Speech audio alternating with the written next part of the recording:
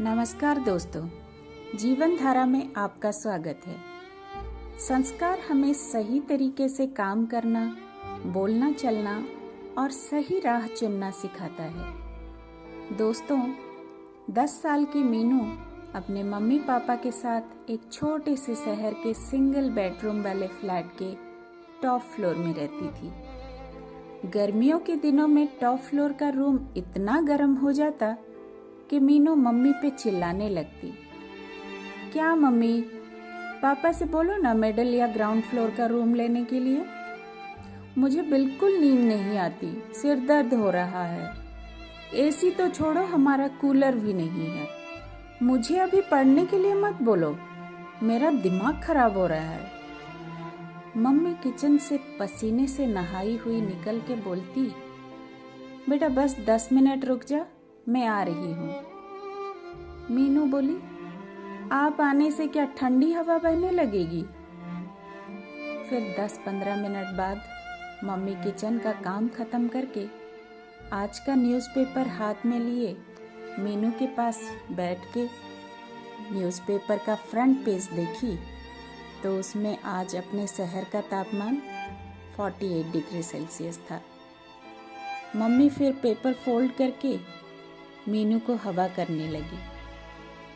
Meenu mummy की गोद में सिर रखकर बोली, मम्मी, आपको गर्मी नहीं लगती? मम्मी थोड़ा सोच में पड़ गई। क्या जवाब दूं बेटी को, क्योंकि गर्मी तो मुझे भी लग रही है, पर हस्बैंड का इतना पेमेंट नहीं है कि ग्राउंड और मिडिल फ्लोर के लिए ज़्यादा किराया दे पाएं।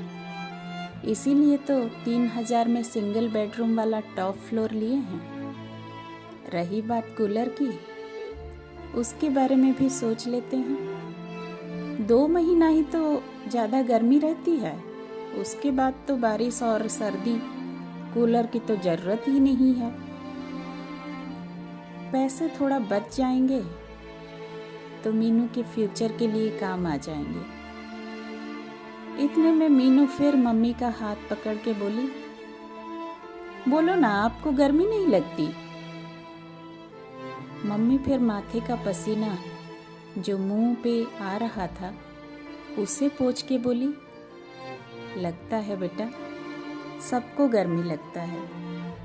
तापमान थोड़ा बढ़ गया है तो गर्मी तो लगेगी।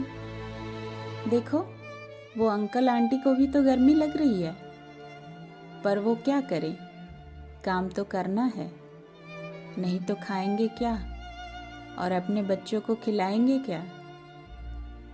मीनू खिड़की से झांक के देखी तो सामने कंस्ट्रक्शन काम में लगे कुछ लेबरर्स नजर आए। मीनू कुछ देर बाद मम्मी से बोली,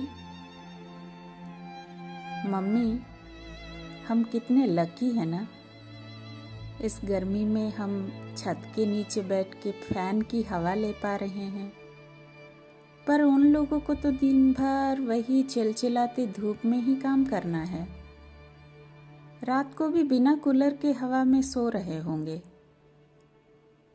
मम्मी थोड़ा मुस्कुराते हुए धीरे से हाँ बोली और मन ही मन खुश हो रही थी कि जाने अनजाने में उसने बेटी को थोड़ा संस्कार दे दिया, ताकि बेटी आगे किसी भी कठिन परिस्थिति में अपने आप को एडजस्ट कर पाए, दुख में भी सुख का अनुभव करे। मम्मी ने थोड़ा सा गीता का भी तो ज्ञान दे दिया था, जिसमें श्री कृष्ण अर्जुन को बोले, सबके शरीर में एक ही ब्रह्म विद्यमान है।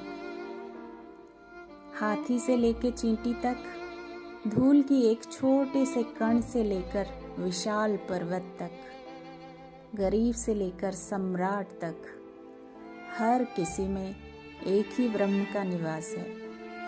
इसीलिए तो मीनू उन लेबरर्स के बारे में सोच पा रही है। बस मीनू के लिए इतना ही लेसन काफ़ी है आज के लिए। फिर मिलेंगे दोस्तों, नमस्कार।